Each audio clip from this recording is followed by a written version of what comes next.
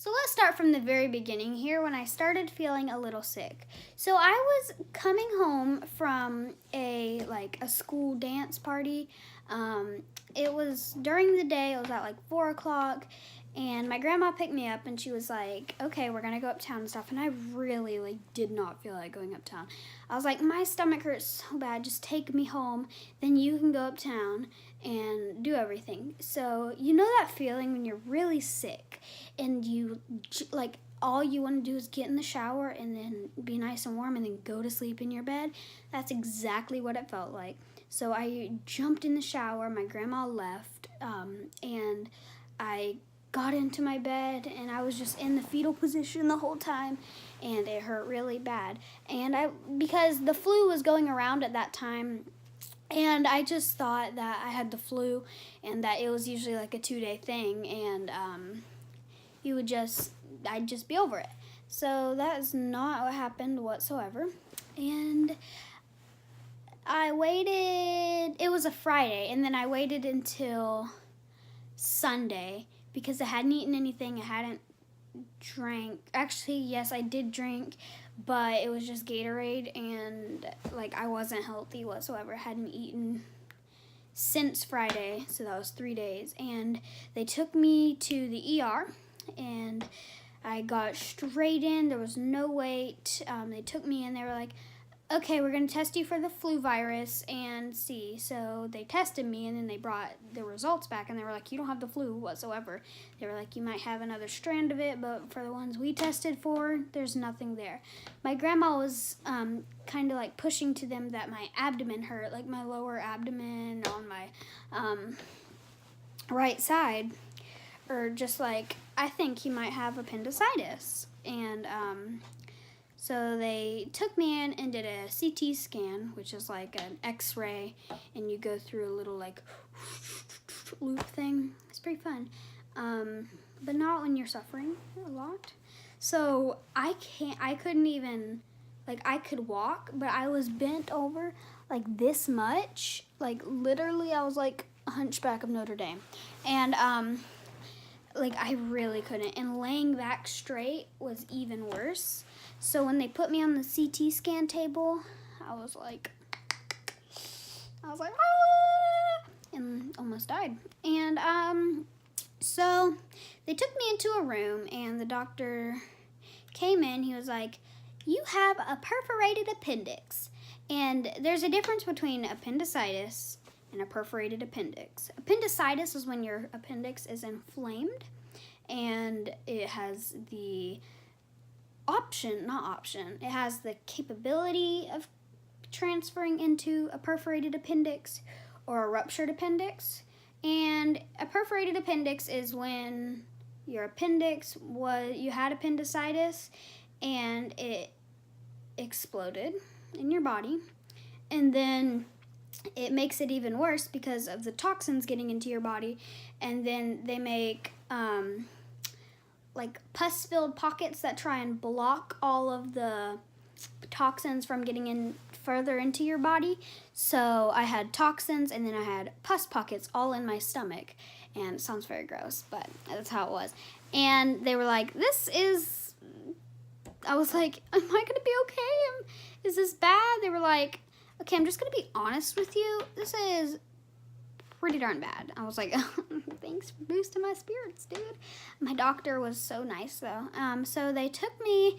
They were like, "Okay, guys, we need an ambulance here, and we're going to take him to Shands in Florida."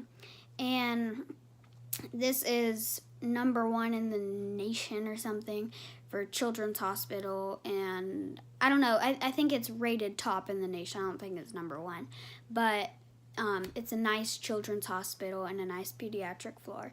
So with so many kids with the flu, I didn't actually go to the pediatric floor.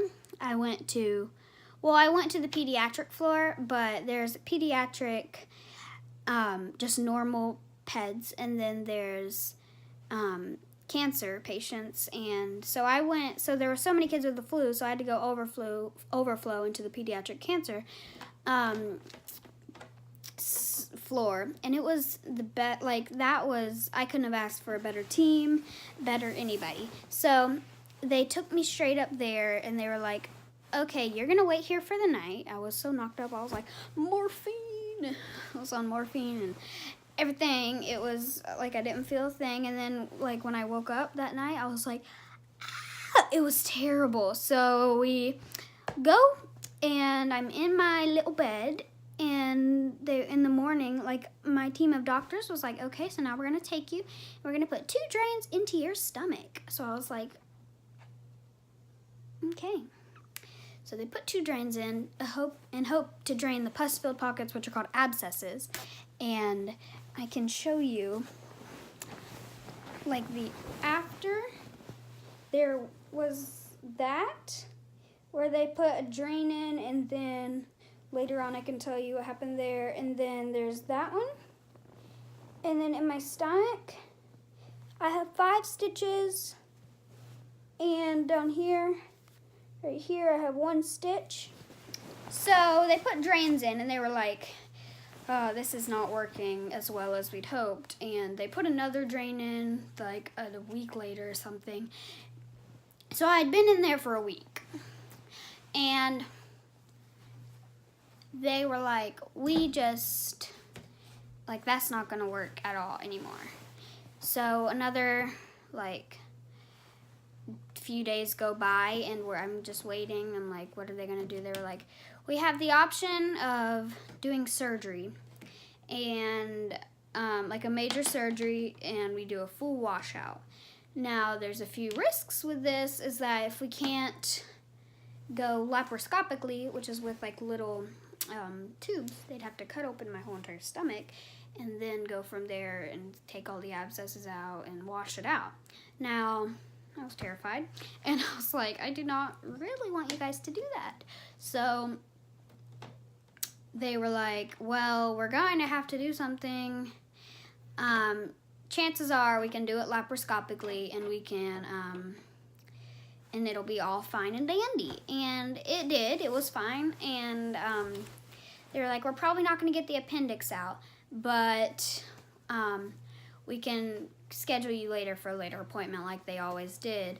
And my grandma was like, and my dad and my grandma, they were like, yeah, I mean, if you guys can you try and get the appendix out? And because it's not going to do them any good, it's blah, blah, blah, blah, blah. So long story short, they got the appendix out, and I was in my, in the recovery room, and then, okay, back up.